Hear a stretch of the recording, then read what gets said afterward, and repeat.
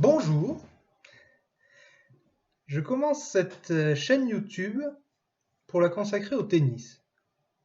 Finalement, il n'y a pas, à ma connaissance, de nombreuses chaînes YouTube consacrées au tennis. Alors, j'ai essayé de remédier à ça, plus ou moins bien. Je me présente, évidemment. Je m'appelle Maxence. Peut-être que certains d'entre vous me connaissent déjà sur quelques forums de tennis, comme Wheel of Tennis, du temps où sa présentation me convenait, maintenant que on peut discuter bizarrement avec cette espèce de discus là qui ne me plaît qu'à moitié, j'y vais plus vraiment. Et maintenant je suis sur Tennis Temple, sous le pseudonyme à chaque fois de Federentieva. Oui, autant le préciser tout de suite, certains d'entre vous ont cru que j'étais une fille parce que mon pseudonyme finit par un A, j'imagine. Vous vous rendez compte que c'est pas le cas. Bon, en fait, j'ai trouvé ce pseudonyme en compressant, disons, les noms de mes deux joueurs préférés, qui sont Roger Federer et Elena Dementieva, du temps où elle jouait. Federentieva. Donc. J'ai pris ce petite technique, certains d'entre vous connaissent ce jeu, sur Impossible Créature, un jeu vidéo des années, je dirais 2005, quelque chose comme ça, quand j'étais ado, qui consistait à mélanger des animaux en tout genre pour en faire des espèces de soldats avec les attributs des uns et des autres. Pour vous donner un exemple, on pouvait mélanger un requin blanc avec un homard, donc ça faisait une espèce de grosse gueule de requin et des pinces de homard, on appelait ça le requin blomard. Donc là, c'est le même principe pour Federentieva. Bon, peu importe. On va rentrer un peu plus dans le vif du sujet. Je suis passionné de tennis depuis l'enfance.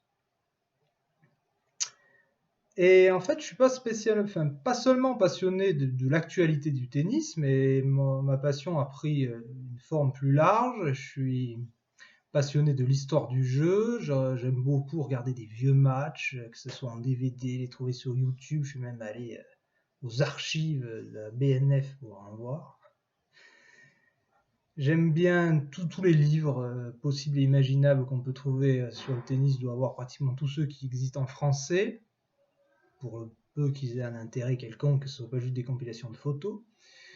Et certains en anglais aussi, même si bon, c'est évidemment un peu plus difficile, mais bon, ça reste faisable.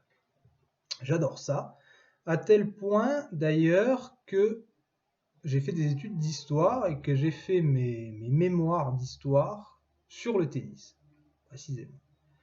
Il y en a eu deux en fait, en Master 1 et en Master 2. Le premier en Master 1, c'était sur les rapports entre tennis et médias. En gros, comment le tennis a été changé, formaté, on va dire, plus ou moins par les médias. Et le deuxième, c'était l'évolution de la technique de jeu, des origines à nos jours.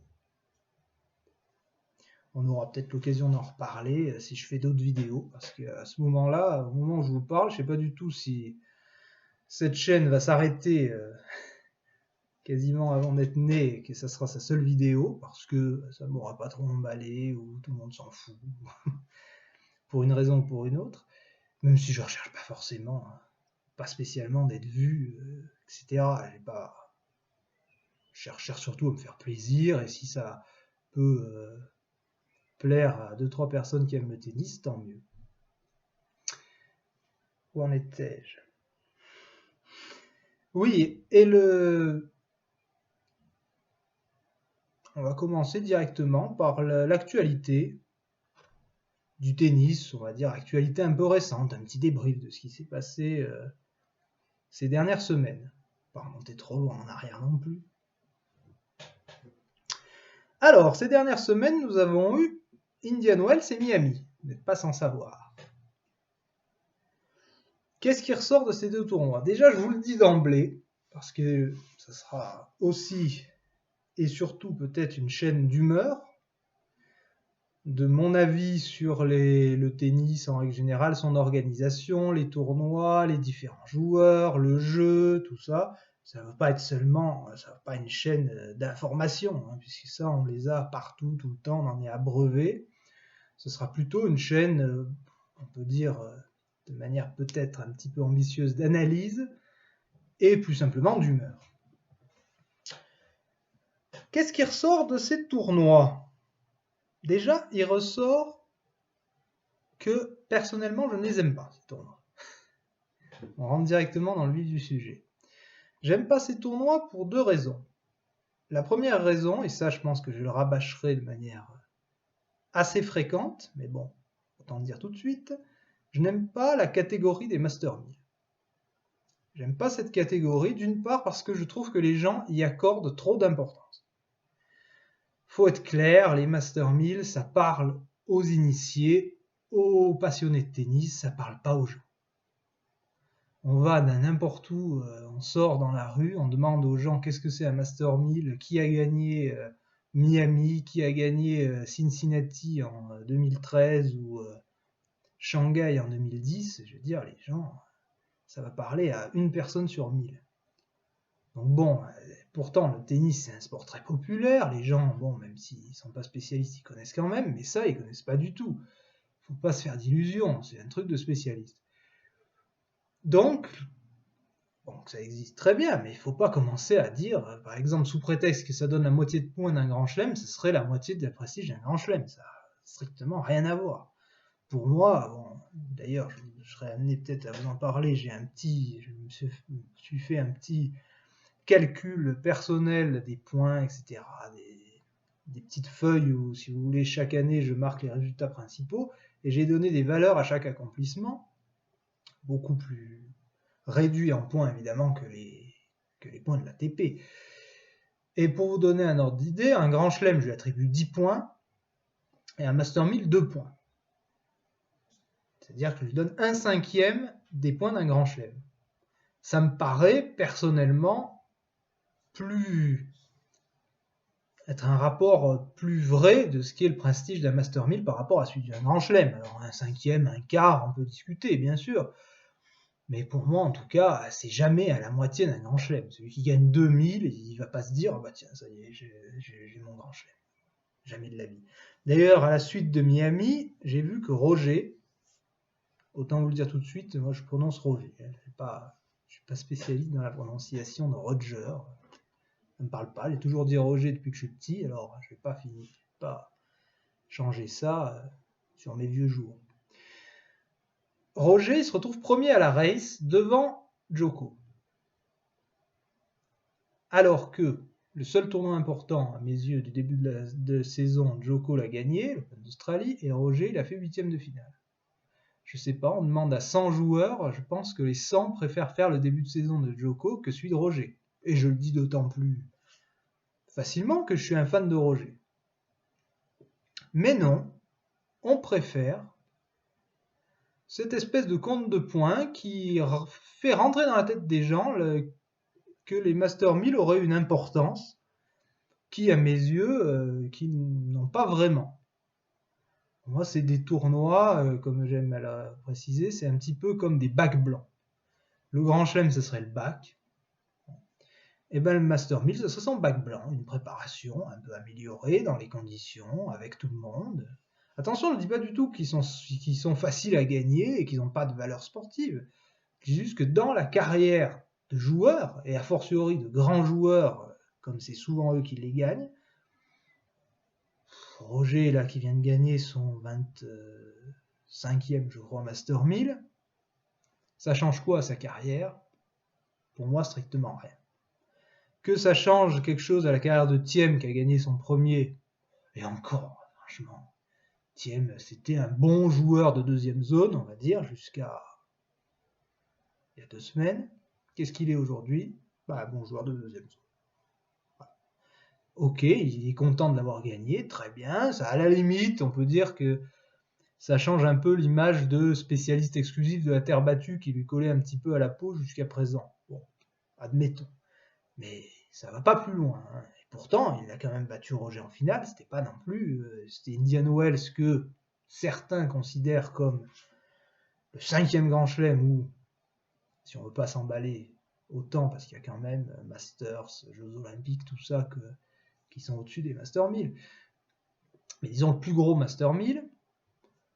Jusqu'alors, je ne voyais pas bien pourquoi on le mettrait plus gros que Miami, puisqu'ils sont tous les deux sur le même format et que Miami bénéficie d'une histoire plus ancienne et plus riche que celle d'Indian Wells. Maintenant que Miami a déménagé dans son stade affreux, là je veux bien mettre Indian Wells dehors. Petite parenthèse, le stade de Miami, avec l'espèce d'ombre au milieu comme à Madrid, catastrophe. Je peux pas en faire une maladie, hein, c'est comme ça, j'en m'intéresse de toute façon peu à ces tournois qui, oui, je le précise pour mon deuxième argument, 4 minutes après le premier, que je trouve qu'ils n'ont pas de raison d'être, en fait, ces tournois-là. Pour moi, les Master 1000 en question, ils doivent s'inscrire dans la préparation d'un Grand Chelem, ou du moins dans la tournée qui amène jusqu'au Grand Chelem, typiquement comme les Master 1000 de terre battue. Eux, ils viennent là, après l'Open d'Australie, ils continuent le dur. Ça me semble un peu à rebours de la logique du calendrier, quoi, de mettre les deux Grands Chelems là après les deux Master 1000 là après le Grand Chelem. C'est comme ça, pour moi, ils bloquent un mois, ils durent 2 semaines chacun. Enfin, ils durent 10 jours, mais bon, finalement, les jours d'avant ne servent à rien. Donc, ils durent 2 semaines chacun. Ils bloquent un mois pour 2 tournois qui, finalement, bon, les gens s'exaltent dessus de manière excessive et pour très peu d'intérêt, dirons-nous. Bon, il en ressort tout de même un net regain de forme de Roger, ce qui n'est pas pour me déplaire. C'est-à-dire que l'année dernière, il avait, on va dire, fait un bon début de saison, mais à partir du moment où il a pris sa pause pendant la terre battue, la deuxième partie de l'année, franchement, je l'ai trouvé au mieux moyen. Que ce soit, oui, le gazon, la tournée américaine, l'Asie, la fin de l'année en Europe, là, je ne sais pas trop ce qu'il y a à sauver là-dedans. Je pense que ces bons matchs se comptent sur le doigt d'une main. Je dis bons matchs, c'est pas ses victoires évidemment, parce que pour moi, Roger, peut-être encore plus que les autres, il a deux facettes. C'est-à-dire qu'il a ses bons jours et ses mauvais jours. Évidemment, comme c'est un très grand joueur et qu'il a une marge sur la plupart des autres, même dans ses mauvais jours, il arrive quand même la plupart du temps à gagner. Sauf contre grands, bons adversaires, évidemment. Mais il arrive quand même la plupart du temps à gagner. Et dans ces grands jours, là, évidemment, c'est autre chose. Il gagnera tous les petits joueurs. Et en face, les grands, il faudra vraiment qu'ils fassent un bon match pour le dézinguer. Hein. Ça ne sera pas n'importe comment. Alors que quand il est dans un mauvais jour contre les grands joueurs, là, il peut tenir plus ou moins au service, mais ça ira guère plus loin. Et malheureusement, la deuxième partie de 2018, je trouvais qu'il était pratiquement toujours dans les mauvais jours. Et à tel point qu'au bout d'un moment, quand c'est trop de mauvais jours, on se dit finalement, mauvais jours c'est bien beau, mais est-ce que c'est pas finalement qu'il a plus vraiment, il baisse de niveau, là je finis par le rattraper, et il est plus aussi bon qu'avant. Je commençais à avoir des doutes. Je me disais, j'étais pas encore complètement alarmiste, mais je me disais, on verra en 2019, si ça continue comme ça va pas aller vers le mieux, tant pis. S'il a un regain de forme, il faut qu'il soit rapide. Et il l'a eu, son regain de forme. Parce que finalement, on a beau dire, je pense que depuis le début de l'année, je dis pas qu'il a eu des bons jours, mais en tout cas, il a jamais été horrible. Il a perdu 2 matchs, il a perdu contre Tsitsipas en Australie. Tsitsipas avait fait un très bon match. Lui, il avait été, je peux pas dire, c'était un mauvais jour, c'était pas non plus un jour exceptionnel, mais enfin, il avait fait son match, il était tombé contre quelqu'un qui était un petit peu meilleur. Bon, c'était un match assez équilibré, mais c'est pas alarmant. Rien à voir avec des matchs contre Millman, même contre Anderson. Franchement, Anderson, évidemment, c'est un bon joueur, ça a été très loin, mais Roger, à la fin, on le voit au 5e set, on a l'impression qu'il n'arrive plus à construire un échange correctement. Contre Tsitsipas, c'était pas pareil, il y avait plus d'intensité, c'était là physiquement tous les deux, ils étaient dans un style de jeu assez similaire, Tsitsipas est arrivé au bout, bon, bien joué. La deuxième défaite, c'est contre Thiem, donc à Indian Wells. Là, je pense que c'est plus un peu les occasions manquées. Pour rappel, pour ceux qui ont oublié, il menait 4-3 au troisième set, un set partout 4-3 pour lui. Et il y avait 0,30 sur le service de Tsitsipas. Il y avait une attaque assez facile qui aurait pu faire 0,40. Et Roger se trompe, il lui en met dessus, bon, etc. Ça fait 15-30, évidemment, c'est plus la même. Bon. Aléa des matchs, ça va dans un sens, ça va dans l'autre, c'est pas très grave. Ça remettait pas en cause le niveau. D'ailleurs, sur ces deux quinzaines, on va dire, combien il a eu de mauvais jours, Roger? Il n'a pas dû en avoir 50. Hein. J'ai mes petites notes manuscrites à l'ancienne qui vont m'aider. Indian Wells, je ne me rappelle plus exactement des débuts, mais je ne sais même pas s'il a eu un seul mauvais jour, Indian Wells. Je pense pas, je pense qu'il a eu que des bons jours, même en finale, c'était pas trop mauvais. Et à Miami, il a eu un mauvais jour, c'était contre Albot, premier tour. Bon, il a réussi à passer grâce à sa marge, mais enfin bon, on a donc deux quinzaines, 12 matchs, il y a eu forfait de Nadal, donc 11 matchs, un mauvais jour sur 11 matchs. Je pense que même dans ces grandes années, on ne pouvait pas espérer avoir moins qu'un mauvais jour sur 11 matchs. Donc, Roger, très bien. C'est le principal point positif de cette quinzaine. Je parle brièvement de Djokovic.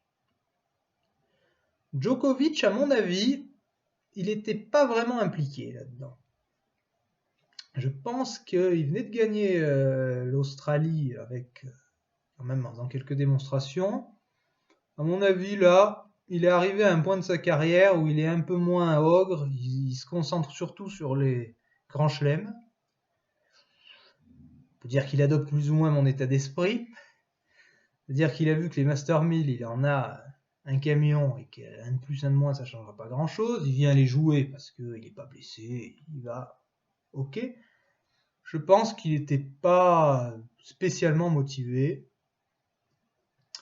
Il nous a fait des matchs assez horribles contre Kohlschreiber et Bautista.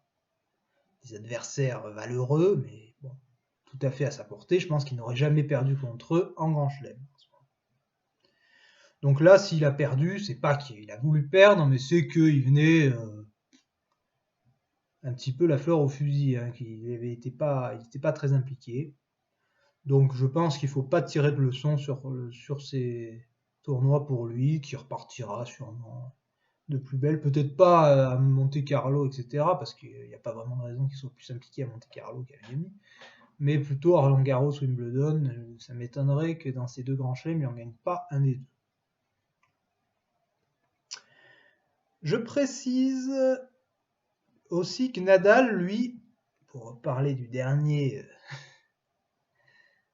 des gros poissons, en l'absence de Murray, parce que je mets Murray aussi dans les gros poissons, contrairement à certains qui le dézinguent dès qu'on le voit plus. Moi, je le mets peut-être pas au même niveau, mais en tout cas très très proche des trois autres. Bon, maintenant, il a disparu de la circulation. On va pas commencer à en parler, mais je fais cette petite parenthèse. Nadal, il s'est encore blessé. Comme 9 fois sur 10 sur dur, il repart sur une jambe. Bon. J'en arrive à une petite réflexion que je voulais faire sur le calendrier. Maintenant, nos vieux de la vieille, là, ils ont plus l'âge de jouer toutes les semaines, enfin tous les tournois. Il faut qu'ils sélectionnent. Alors Roger, il l'a déjà fait, même si cette année, bon, il retente la terre battue, pourquoi pas, bon, ça me fait plaisir, je vous cache pas, surtout parce que je vais à Roland Garros cette année, donc ça me fait plaisir de le voir. Dans l'absolu, bon, qui tente la terre battue, c'est un petit essai, et sûrement que ce sera sa dernière fois, que l'année prochaine, il ne le fera pas à cause des Jeux Olympiques, donc je trouve ça plutôt logique.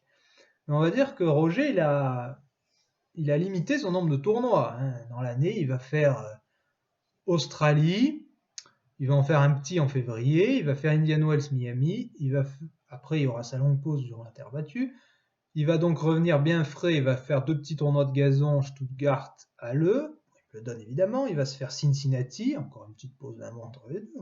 plus à ça après. US Open, Shanghai, Bâle, Masters. Il va se faire 12 tournois dans l'année. Ça me paraît très raisonnable. Les autres, je pense qu'ils y arrivent un petit... Enfin, il faut qu'ils y arrivent à limiter leur nombre de tournois. Et Rafa, s'il se blesse tout le temps, c'est aussi parce qu'il les limite pas. Et surtout qu'à mon avis, il y aurait vraiment possibilité de les limiter pour lui.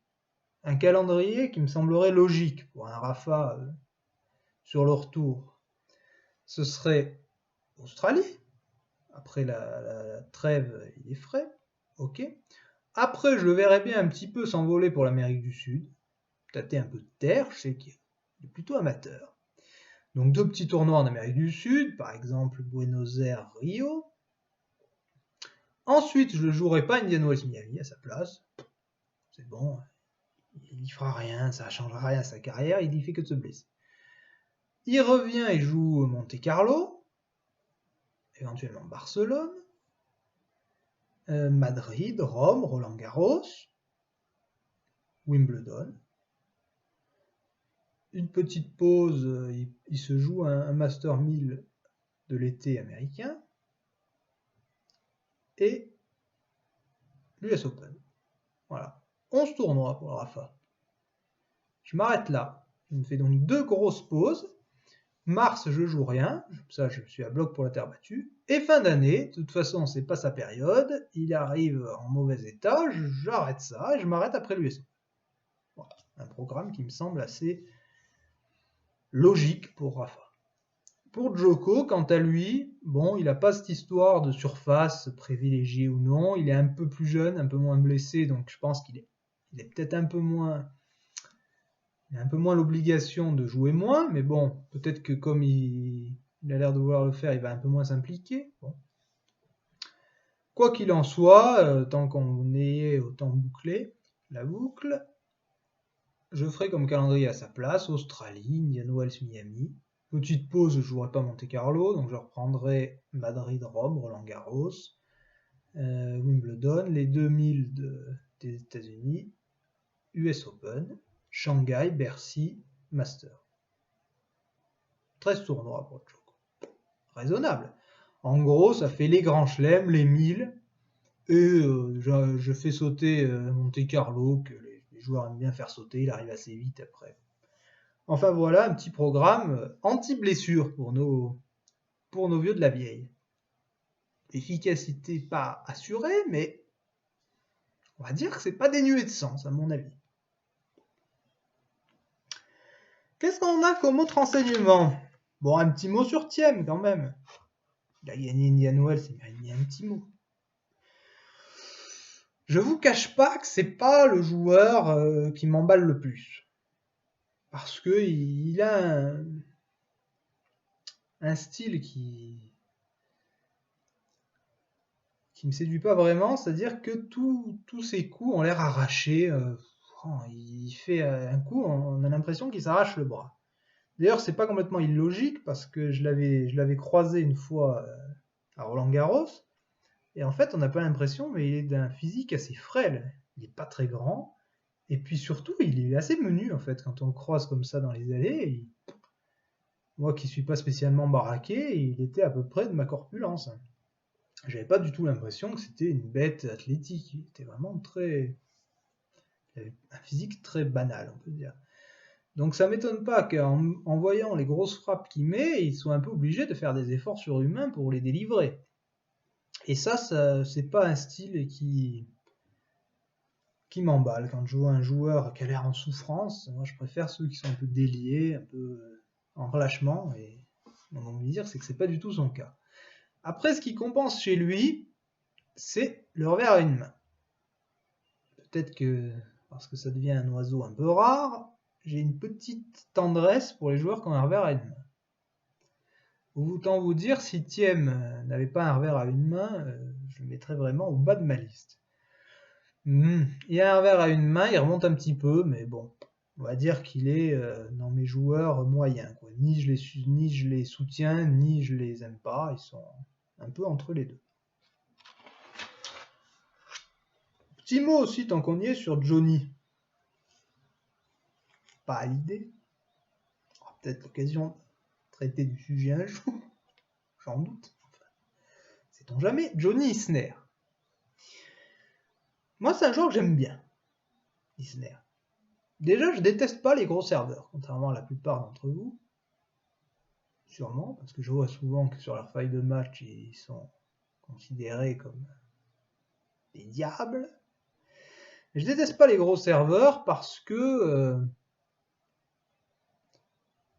c'est un style de jeu différent. Finalement, il n'y en a pas tant que ça, des joueurs qui se reposent presque exclusivement sur leur service. Il n'y en a pas tant que ça. Alors évidemment, s'il y en avait à gogo, là, ça commencerait sûrement à me saouler. Là, il y en a un nombre relativement réduit.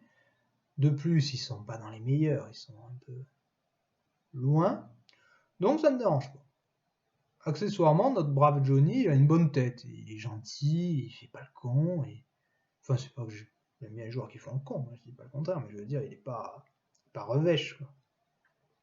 On l'aime bien. En tout cas, je suis content que depuis l'année dernière, il ait un peu des résultats plus conformes à ce que sa carrière était régulier jusque-là, mais régulier un peu vers le bas, quoi. Surtout en Grand Chelem, il a accumulé des petits tournois, mais dans Grand Chelem, c'était pas trop ça. Là, il a fait une demi à Wimbledon, il a gagné Miami, enfin bon. Il se fait une carrière, je trouve, qui mérite. Petit mot, petite parenthèse refermée. J'en profite pour parler de Félix Auger. Je me permets de l'appeler Auger, notre brave, parce que bon, les noms composés commencent à pulluler. On va se contenter du premier nom, hein. Ça suffira. Bon, Auger donc. Je ne partage pas l'enthousiasme débordant et excessif que les gens ont pour lui et qu'ils ont, la plupart du temps, pour tous les jeunes. Comme j'ai déjà dit récemment sur Tennis Temple en post écrit, dès qu'un joueur est jeune, alors là, il faut le soutenir, il faut dire « Oh, formidable !» Et c'est quoi l'expression que je vois tout le temps ? « Oh, petit gars formidable !» Petit gars, ça va, petit gars, il fait 1m90. Bon, bah, franchement, je vois un match d'Auger. Il a quoi de spécial ? Il est jeune, ok, il est jeune. Et bah d'accord, il est jeune. Et alors je dois plus apprécier son match sous prétexte qu'il est jeune. Pour moi, non. Moi, non, il ne m'intéresse pas plus que ça, Auger. Il a un petit look à la Arthur Ashe. Je lui admets ça. Toujours ça de prix. Mais enfin bon, ça va pas chercher bien loin. À part ça, son jeu, pour moi, c'est du très classique, ça m'intéresse pas. Tout le contraire de notre brave ami Shapovalov, qui certes a un jeu qui, à mon sens, n'est pas taillé pour être très régulier. On me dit toujours, oh, il va s'améliorer avec l'âge, il va s'améliorer avec l'âge. Il y en a certains, ils arrivent à 30 ans et puis ils sont toujours pas réguliers. On verra, peut-être qu'il s'améliorera un petit peu, admettons, mais en tout cas l'année dernière, il s'est pas amélioré du tout. Mais quoi qu'il en soit, j'aime beaucoup son jeu, il est très intéressant, il est déjà gaucher vers une main. Je sais pas si c'est pas le premier depuis... Bon, il y a Feliciano Lopez, il y avait Laudra, enfin c'est des gens qui sont plus tout jeunes, donc maintenant lui, c'est la relève de ce style, en plus il est assez flamboyant et je l'aime beaucoup. Il fait partie des joueurs que j'aime bien dans les jeunes, un peu comme Tsitsipas, mais je préfère encore Shapovalov. Tout dire. Voilà pour le tennis masculin. Un petit peu de tennis féminin, parce que je vous précise tout de suite que j'adore le tennis féminin. Là, je sais pas, j'ai commencé longuement sur le tennis masculin, peut-être parce que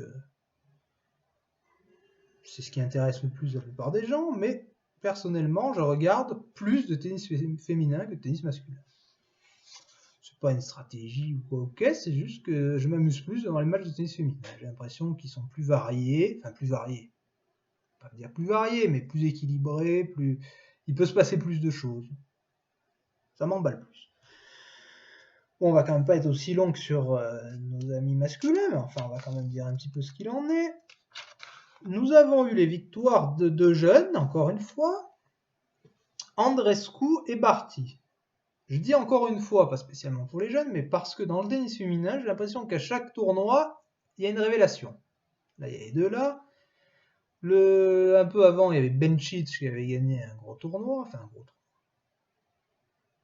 Disons, un tournoi sans prestige, mais avec beaucoup de niveaux. Il y a Osaka qui est sorti de nulle part et qui nous a claqué 2 grands chelems quand même récemment. Enfin bref, chaque tournoi, il y en a une nouvelle qui le gagne. Et t'as l'impression que... Moi je vois plutôt ça du côté positif, quoi. Il y a très nombreuses joueuses qui ont le niveau des meilleures, qui font partie des meilleures. Alors, la petite compensation, c'est par contre que les meilleures, elles peuvent avoir des gros passages à vide. Par exemple, en ce moment, Stephens, qui l'année dernière avait fait des matchs assez incroyables, avait été quand même assez régulière toute l'année.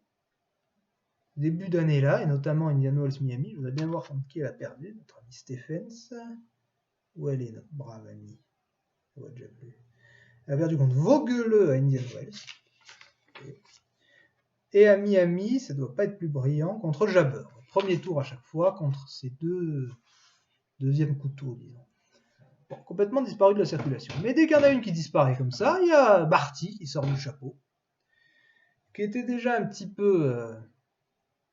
qui montait en puissance, on va dire, depuis 1 an et demi à peu près, mais là qui a vraiment confirmé. Il faut dire qu'elle n'a pas eu trop de chance, elle avait souvent des mauvais tirages, ce qui l'a peut-être empêché de plus briller l'année dernière. D'ailleurs, petite précision, moi qui ne suis pas un fanatique du classement ATP et WTA, je regarde un petit peu, il y a des autres classements qui existent, notamment le classement Elo. Un peu sur le principe des échecs, pour ceux qui connaissent. Et au classement Elo, Barty est 2e mondial. Je précise, avant de gagner Miami. Elle était déjà 2e depuis pas mal de temps. Bon. Alors, on peut dire que ça discrédite complètement le classement Elo, même si le titre de Miami, bon, c'est un bon signe, on va dire, mais enfin bon, elle ne mérite quand même pas la 2e place, il ne faut pas exagérer, c'est une joueuse qui... Bon, moi je suis pas fanatique de changer le classement d'un joueur au premier tournoi qu'il gagne, ou alors, encore pire, quand il perd ses points il y a 1 an, etc. Pour moi, il a son niveau, c'est pas parce qu'il gagne un match de plus, un match de moins qu'il doit dégringoler ou monter. Bon, après, évidemment, une joueuse comme Barty, elle gagne quand même un tournoi d'importance, elle monte un petit peu. Disons que pour le coup, le classement WTA était plutôt juste. Elle est aux alentours de la 15e place, elle arrive aux alentours de la 10e. Pour le coup, c'était plutôt juste. Ce qui n'est pas le cas tout le temps. Loin de là, on aura le temps du... J'ai encore dit pour la race, là, pour moi, voilà, la race, ça devrait être Djokovic numéro 1. Je sais même pas d'ailleurs qui est numéro 1 dans la race féminine. Ça doit être... il y a Osaka et Kvitova qui doivent être à peu près à égalité, j'imagine. De toute façon, le tennis féminin est quand même assez illisible depuis 1 an ou 2. Donc, qui mériterait d'être numéro 1 dans le tennis féminin? Évidemment, si, comme je le fais, on met vraiment un statut prépondérant au Grand Chelem, Osaka a gagné les 2 derniers, c'est Osaka, certes. Mais pour moi, je vois jouer Osaka, j'ai pas l'impression qu'elle va tout gagner. Loin de là, d'ailleurs, elle a gagné 3 tournois dans sa carrière. Alors, on va me dire, elle est jeune. Ok, elle a 22 ans. Elle a 22 ans. On va bien voir combien avait gagné Graf à 22 ans. Elle avait dû en gagner 50 des tournois, peut-être. Bon. On a tendance à exploser plus tard aujourd'hui. Très bien. Enfin, tout de même, Osaka, c'est une très bonne joueuse, mais c'est pour moi, elle n'est pas meilleure que les autres, même si elle a gagné 2 grands chelems. Elle n'est pas meilleure qu'Alep, elle n'est pas meilleure que Kerber, que Kvitova. Tout ça, pour moi, il n'y a aucune vraie numéro 1. Il y a plein de joueuses qui sont du niveau top 5, top 10. Et par contre, tu peux en trouver 20. Il y en a plein. Enfin, 20. Peut-être pas toutes en même temps, hein, mais qui, quelques tournois dans l'année, sont du niveau top 5, top 10, et il y en a plein. Beaucoup plus que dans le circuit masculin. Je pense justement que les joueuses entre 10 et 20 sont meilleures que les joueurs entre 10 et 20. En tout cas, sont plus dangereuses pour les meilleurs. Nos amis Andreescu et Barty, je les aime bien. Globalement, elles apportent un jeu, jusqu'à présent, le tennis féminin, il faut bien le dire, il se découpait en deux parties. Il y avait les joueuses d'attaque. Les joueuses, sur chaque balle, elles frappaient. Évidemment, Serena, Sharapova, Kvitova, Osaka, tout ça. Très bien. Et puis tu avais les joueuses de défense, les joueuses qui prenaient très très peu de risques, qui remettaient tout, qui avaient une très bonne condition physique, très bonne défense, mais qui ne faisaient pas grand chose. Bon, pour en citer évidemment Wozniacki, Kerber, Svitolina, Stephens, enfin tout ça. Et nos deux amis là, Andreescu et Barty, ça fait partie des rares qui sont un peu entre les deux. Alors si on veut vraiment les classer, on dirait Andreescu sera un peu plus offensive et Barty plutôt un peu défensive, mais c'est quand même plus varié, elles ont un jeu plus varié, elles ne se reposent pas sur leur couverture de terrain, ni sur des frappes en veux-tu en voilà, non, elles sont un peu entre les deux, et pour ça c'est plutôt intéressant. J'admets que c'est plutôt intéressant. Pour ce qui est des autres joueuses qui ont brillé, qui est-ce qu'on a? Bon, pas grand-chose. Toujours les éternels, Kerber, Aled, Pliskova, bon, tout ça, c'est des bonnes joueuses. On les connaît. Ils font pas plus d'exploits non plus. Bon. Enfin, voilà ce qu'il en ressort de nos petits tournois-là. Pour se projeter rapidement maintenant, terre battue, pour moi, c'est le vrai commencement de ma saison. Je ne suis pas fanatique des 3 premiers mois, décalage horaire sur dur, là. Bon, j'adore le tennis, en gros, surtout à partir du 1er avril. Ça tombe bien, on y est. Donc on va peut-être se revoir, j'espère, incessamment sous peu, pour parler, que ce soit de l'actualité, ou alors, ce qu'on fera, j'espère, en tout cas, si ça intéresse 2-3 personnes, ça me suffit, parler de l'histoire du tennis, du fonctionnement du circuit, comme on l'a fait déjà, mais plutôt de l'histoire du tennis. Et attention, quand je dis l'histoire du tennis, je m'arrête pas à l'Air Open. Pas croire que je m'arrête à l'Air Open, je remonte beaucoup plus loin. Au 19e siècle, pour être précis. Et ceux qui connaissent pas les joueurs du 19e siècle, j'ai pas énormément d'estime pour eux. On va pas aller jusque là, mais en tout cas, ça m'énerve beaucoup les joueurs qui font commencer l'histoire du tennis à l'Air Open. Petite précision, ça n'a aucun sens dans le tennis féminin. Je veux bien que ça se déforme plus ou moins dans le tennis masculin, mais dans le tennis féminin, ça n'a aucun sens. Vous regardez les joueuses de 67 et les joueuses de 68, qui me dit le changement qu'il y a eu entre 67 et 68, à part qu'ils gagnaient un petit cachet à la fin, bon, ok, ce qui est bon pour nous, quand même pas une importance énorme, mais on a exactement les mêmes. Alors évidemment, vu qu'on fait une césure là pour les hommes, par commodité, on l'a fait aussi pour les femmes. Mais non, pour moi, autant dire, je la fais pas pour les femmes, et résultat des courses, je prends aussi les hommes jusqu'au début. Et toutes les histoires de concurrence, etc., ça ne me parle pas plus que ça. On pourra débattre là-dessus, je dis, je suis pas fermé, mais en tout cas, le tennis, c'est 140 ans d'histoire, c'est pas 50 ans. Voilà, c'est comme ça.